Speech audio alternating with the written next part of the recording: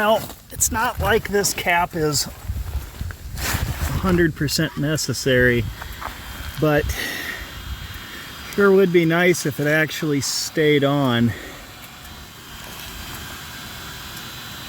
And just so you know, that was blowing around in the breeze before I drove through the grass.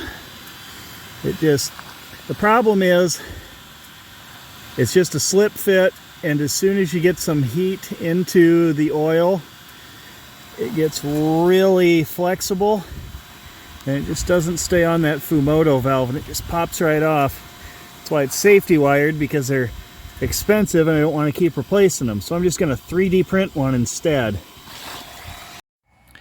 So this is a Fumoto NC-10 cap.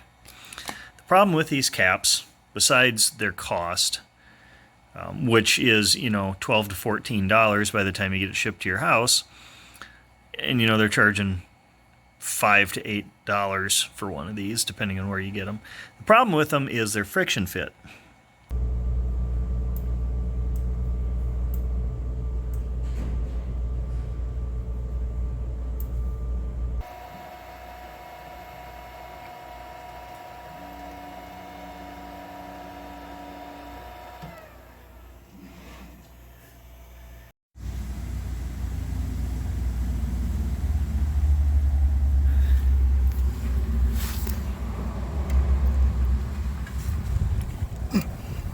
Now that is a fit.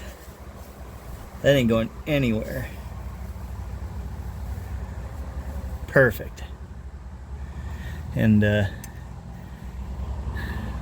still gonna safety wire it, but that is sealed.